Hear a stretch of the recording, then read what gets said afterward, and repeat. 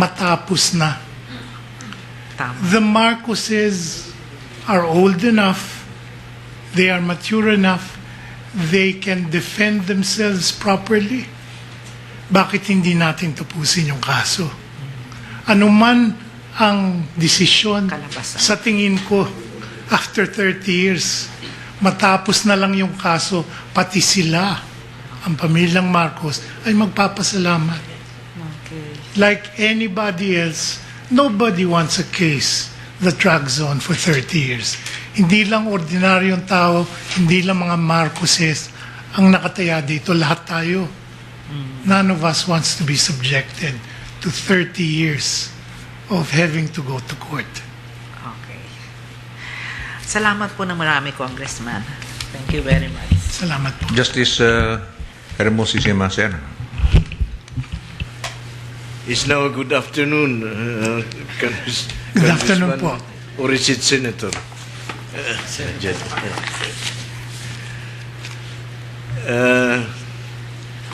I have had a very high regard for you, for your political prowess and your legal mind. Salamat po. When you lectured on the barristers at the UP in 1952. Still remember that. I was one of the barristers then. Congressman, you topped the bar because you are very good in English. Opo. Sana hindi lang po English. Why do you want to disregard English in our dealings in the Philippines? Hindi naman po justice na i-disregard natin English. Kaya lang po dapat buksan natin ang ating paningin upang ma-develop tong wika na. You see, Congressman, in high school, I had the grade of A in all subjects except Filipino. At the time, Filipino was introduced, and I got C in Filipino, and so I did not become valedictorian. I became salutatorian only. You see, English is a lingua franca of the world. That is the advantage that our OFWs have. Because our Filipinos know English. And then, didn't you realize that Cebuano-speaking people are more in number than in Tagalog? You see, the only unifying factor among these people is English. The only, most of the, there are some people in Mindanao who speak Tagalog quite well. Most of them are come from Bilibid prison because they've been acquainted. Yeah. There was a time when my father had a case here in Manila, and his disadvantage was that he did not know how to speak Tagalog. Well,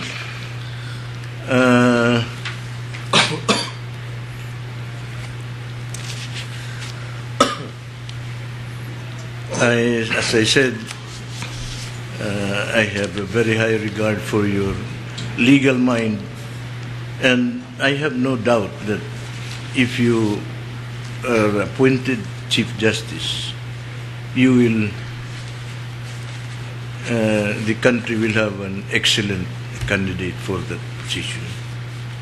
So on that note, thank you very much. Thank you, Justice. But let me just say a little something about language. You know, Justice, this is one of the important questions in our national life that we have always pushed under the rug. Sooner or later, we have to come to one basic reality. English is no longer used with the same facility, with the same usefulness as it was when I was taking up law. I finished my law in 1969. I'd like to think of myself as a young man, but the truth is 1969 is so far from where we are now that I have forgotten many of the things that I thought I would never forget. And why is that, Justice? It is because things change, life itself changes. I suppose when my father, who was a lawyer too, who studied in the United States for his law, when he came back and he started talking in courts in English, people looked at him askance, and they said, "Why English? When everybody studied Spanish." But in the end, it is always life that wins out. Spanish has fallen by the wayside. Eventually, English will end up in the position of Spanish, and we will end up with English being used by call centers, by BPOs, by multinational companies in the Philippines. Yes, it is lingua franca right now. But if I were to make a bet, Justice, if I were to bet on other languages, I would bet on Putonghua or Mandarin as the language for the next century rather than English. It is simply because there are far more people speaking Putonghua than are speaking English. It is not a matter of choice, Justice. It is a matter of accepting some realities. And the reality is more people are speaking Tagalog that are speaking English. Okay, are you true? Secretary Mo Musngi, please. Maraming salamat, Chairman. Good afternoon, sir. First of all, I'd like to disclose that I was a former volunteer lawyer of Attorney Ronnie Zamora when he ran for the second term in his legislative district, that is the District of San Juan. I probably did not thank you, Undersecretary, but thank you now. Thank you po. At I also am a very good friend of your daughter, Consuelo Cello, who unfortunately passed away some years back. I continue to commiserate with you and your family on that loss. So my first question is, how are you, Attorney Ronnie Zamora? How have you coped with a loss of one very precious daughter?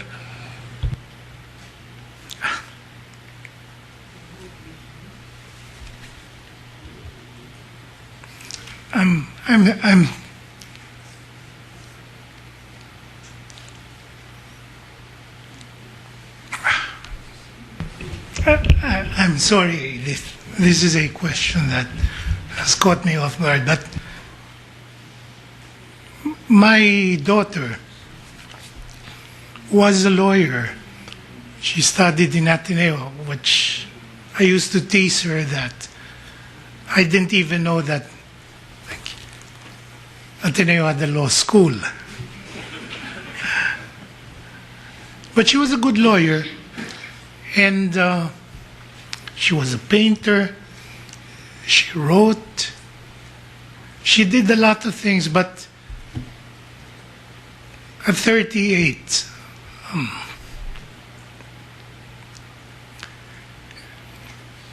which means that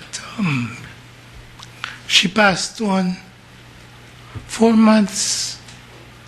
years, 5 months, and 20 days before today. I have tried to cope. I have tried to put up a small foundation so that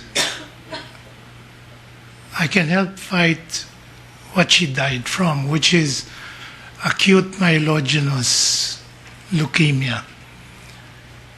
Acute myelogenous leukemia, if you catch it when you are young, there is a good chance that you will survive it.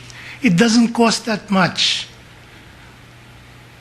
Undersecretary Musngi, to save children in there when they are 5 or 6, because their immune system is still, while impaired, is still around. When my daughter was dying in Houston, every day that she was there, her numbers would drop to 0. Every day. That is because when AML strikes you and you are past a certain age, it is almost certain that you will die. We tried to fight it. Her doctors told me that there is no chance. But trying to be a good father, you will not accept even reality like that. And so we fought it. I organized a small group of Filipinos in Houston because she needed white blood transfusions every day. And since you are not allowed to give white blood transfusions more than once every 4 weeks, you have to organize a small group. And people, many of whom I did not know, they came and they started this system of rotating donors. And we were able to do that. But unfortunately, being a lawyer, she signed what is called an NDR. It is do not resuscitate. She had a heart seizure, and she underwent cardiac arrest. She could have lived, except she had signed her own, in effect, death certificate. She did not want to live under those conditions, and the doctors allowed her to pass on. How have I coped? Well, it has not been easy, but you will take one step at a time. You will try to remember to breathe in and out. At the end, you will try to live for the next day, and the next week, and the next month. And that is what I have done. I am sorry for breaking up, but I have not been asked that question for some years. Maraming salamat po, Attorney Zamora. I'm sorry for your loss again. That's my only question, Mr. Chairman. Thank you very much, Attorney Thank you. Zamora. I wish you all the best. Magandang hapon po. Magandang hapon po, Congressman. Justice. Sabi nyo kanina, to cope with one step at a time. Hindi ho ba? Opo. Iba kayong pag-Chief Justice nyo eh. Next step yun. Hindi, opo. Hindi po ako maasa doon. Okay. Kung tamang pagdinig ko po kanina, pasensya na lang sa Tagalog ko po kasi Opo. galing ako sa norte. Minsan sa amin, sa lugar namin, pinagbabawal magsalita ng Tagalog eh. Kasi mayroon daw kaming sariling salitang na language dun eh. Sabi nila, taga Ilocos, Slovakia po kami. Kaya sabi, dapat Ilocano lang. Nahihirapan ako minsan sa Tagalog. Anyway, sabi nyo kanina, kung kayo lawyer, dapat kung wala ng pag-asa yung kliyente, pagsabihan na natin, ha? Dapat ganun din lahat ang lawyer. Ano po? Pag ganyan ho mangyayari, baka kakunti na lang may iwan na abogado po. Hindi po ba? Opo, kaya lang dadating yung panahon na kailangan tayo magtotoo. Po. Tama po. Ito, seriously speaking po, nanggaling po kayo sa Congress, ilan pong beses kayo nag-serve doon sa Congress po? Opo. Ilan po kayo 7 times po. 7 times. Almost 30 years. Sa mga iba, sa mga huwes, kami po, with due respect po sa Kongreso, isang causes ng delay po, minsan yung mga batas natin ang term nilang ginagamit minsan, antiquated na, no po. Sinabi ni Justice Carpio kahapon, ang isang cause ng delay itong drugs law Yung sa criminal cases po namin sa lower court, 40% po yan Ang 40% na cases na tumatakbo, pinatagal na tumakbo, ay yung drugs law po Kaya tinatanong ko kay din Amado Valdez kahapon, akala ko yun ang sasabihin niya. Kasi ikaw ay nasa in-interview ngayon, kaya gusto ko pong talakayin sa iyo. Marami po dun sa drugs law na kukulangin po tayo sa oras. Ibabanggit ko na lang po nung iba doon, yung Section 21, alam po nila yan. Yung illegal use ng shabu, sinasabi doon kasi sa batas Section 12, sinasabi kasi sa batas in order to be liable for illegal use of dangerous drugs, the person arrested, then he should be found for positive for dangerous drugs after a confirmatory test pag hinuli ng pulis po yan, ipalya sa husgado, premature. Hindi po sabi ng batas dapat positive ka after confirmatory test. Hindi na ho ginagawa ng pulis yan additional na trabaho Okay. So anong ginagawa ng pulis? Hindi na ho nila papailan yung taong nahuling gumagamit. Biro nakita na nila, hindi pa natin papaniwalaan yung pulis. Sabihin, confirmatory test yung pulis, hindi na ho dadalhin dyan sa chemist yan. Ang confirmatory test, 2 test yan Initial test, then i-confirm. Okay. Pangalawa, pinagdududaan natin kasi mga pulis I think it's time na paniniwalaan natin yung Section 21. Sinasabi ng mga huwes pati ako rin Nagdagdag tayo ng ang haba-habang procedure para ma-maintain lang yung integrity, para malaman, para yung mga pulis hindi nila babawasan. Mahabang proseso yun Yun po, nagdi-delay Wala po kami magagawa. Ganon din sa Sandigan Bayan. Si Justice Hermosissima, tingnan niyo po. Gawa po ng batas ito. 2 jurisdiction ng Sandigan Bayan, yung tinatawag na crimes committed while in the performance of duty or by reason of the performance.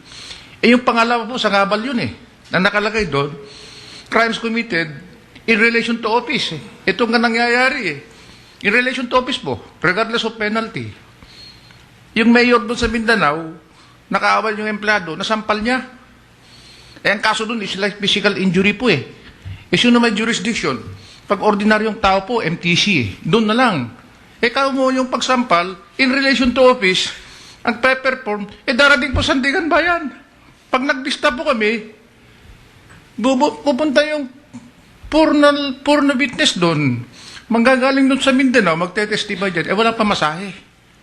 Ang sasabihin namin, sige, punta na lang tayo sa Mindanao. Doon tayo mag-trial. Anyway, under the law, pwede naman kami mag-trial doon eh. But that takes place once a year lang eh. Na-delay na isang taon eh. Gano po yun ha? Marami po eh. Okay. Yung 3019, alam din ni Justice Hermosi Siman eh.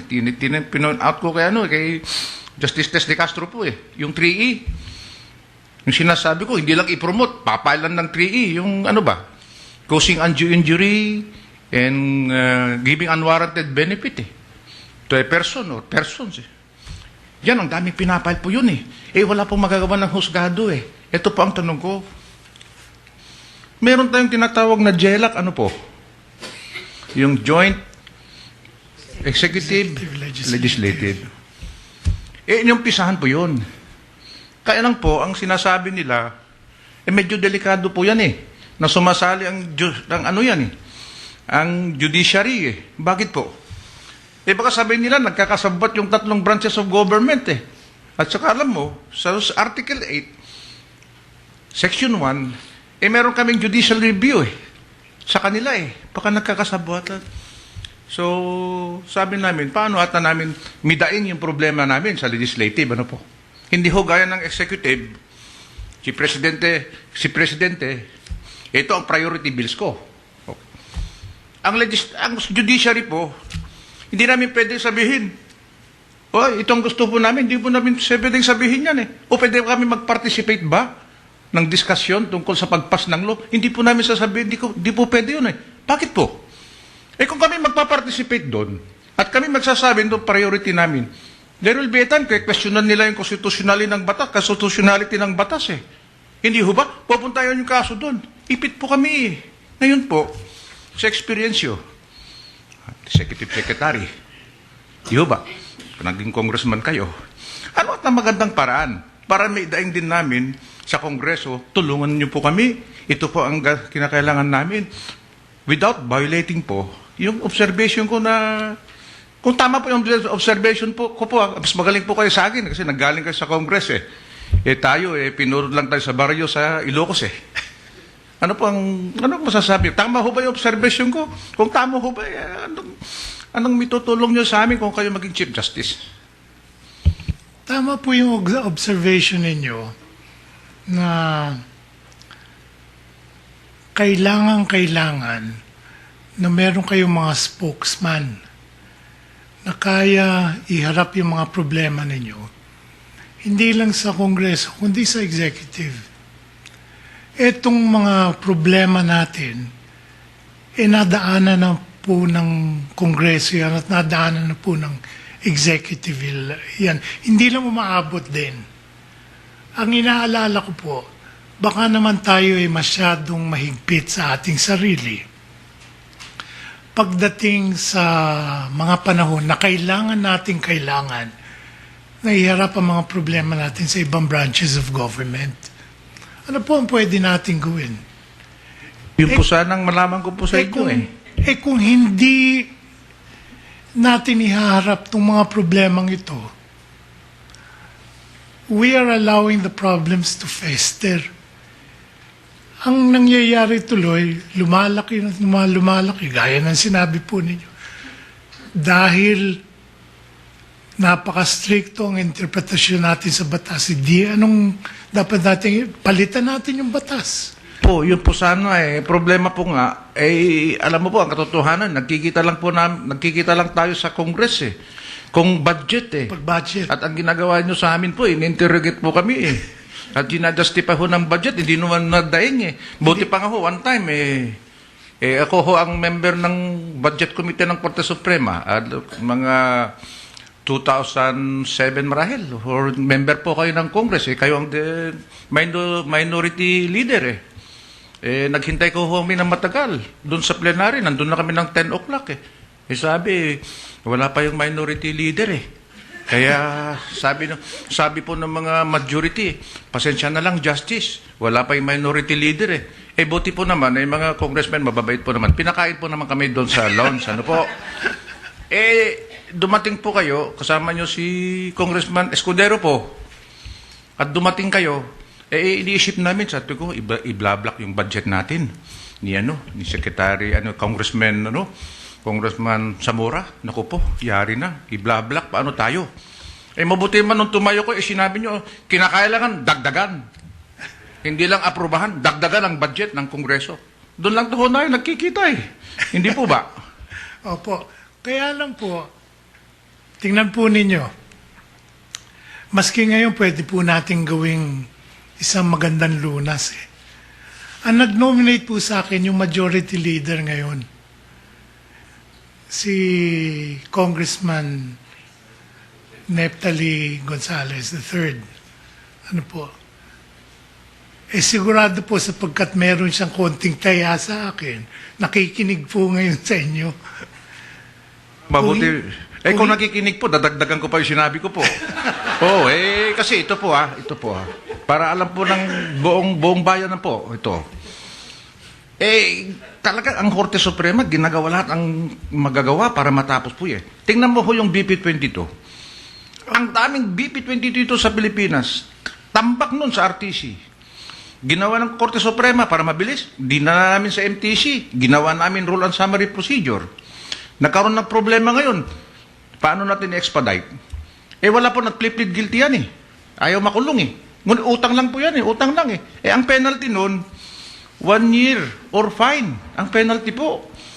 So, ang ginawa, kung 1 year, isang cheque, kung isang daan cheque yan, di 100 years yan. Of course, meron man sinatawag sa Article 70 po sa Revised Penal Code, yung threefold penalty rule po.